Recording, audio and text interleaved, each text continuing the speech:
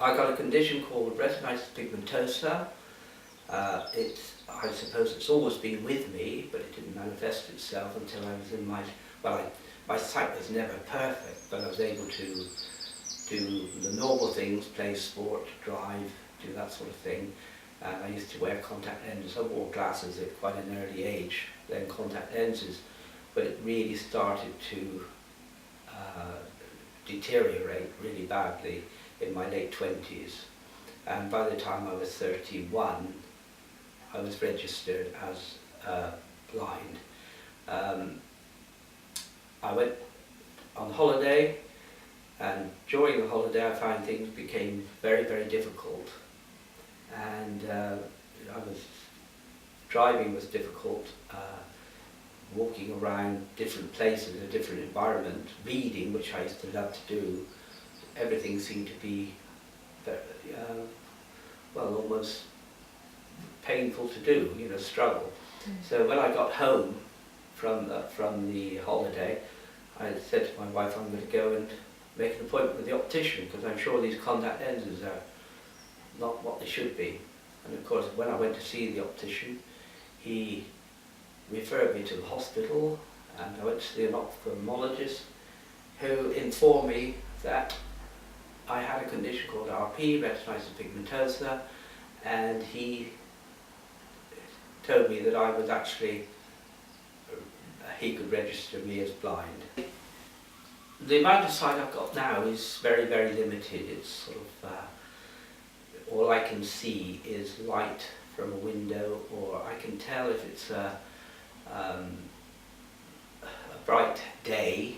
RP is a funny thing. It can happen very quickly, but there are people in their 80s with still very useful sight.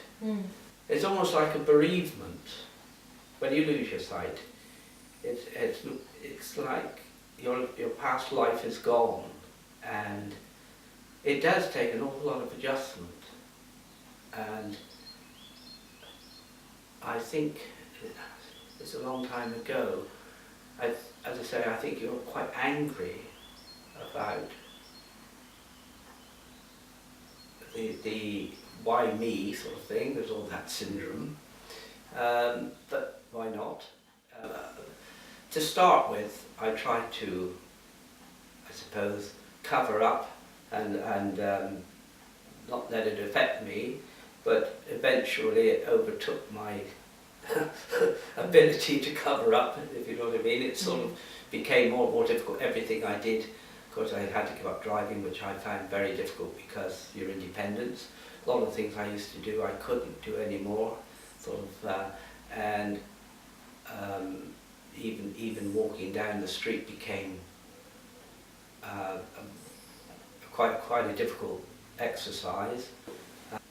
Everything I think you can think of is affected by your eyesight. So you were a young man when this happened to you. You had a wife, a mortgage, and a job. Yes, which I kept the wife and the mortgage, but the job unfortunately was impossible, because I was engineering at the time and reading instruments and trying to follow drawings became impossible. I went to the job centre where they said that they didn't really want to see me for 12 weeks because I had the money from the redundancy. And I said, what's the chances of getting a job? And I thought, well, perhaps I can become a telephonist or something and sit in a bank and answer the phone, which didn't sound too bad. And they said, well, of course everything was becoming automated, so they couldn't really find me a job with that, doing that. So I was offered, they said, have I ever thought about basket making? Which I hadn't. And so I decided that the best thing I could do was start my own business, which I was in a fortunate enough position to do. Basket making? No, not basket making. No, I did start my own business, which was transport hire. I bought some vehicles and got some premises, and started a hire company, which wasn't ideal for a blind person who couldn't drive, but at the time it sort of it was the best option I had, I think. You do adjust, the pain gradually gets less and less, and in fact, I've often thought I could write a book about the funny things that's happened to me, and it becomes quite humorous. And as I become older, I think you just become more philosophical about the whole thing, really. Right. And yeah, I'm not saying if I could have my sight back tomorrow, I'd grab it with both hands, but on the other hand, I know it won't, so you just got to accept the situation you're in. Yes. And of course you can have, if you're able, wonderful support from your friends, the guide dogs. Yes, who is snoring on the Snoring her head off you. at the moment, that's right. And they've been a tremendous help.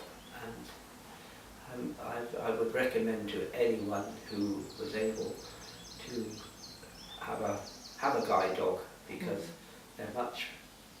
I often say to people, if I meet them and they lost the sight of them, they're using a white cane, you're better off with a dog, and they're a lovely icebreaker, because people come up to you and want to speak to the dog. Oh, they do, And they never come up to you if you've got a white stick and say, what a lovely white stick you've got, what's its name, do they?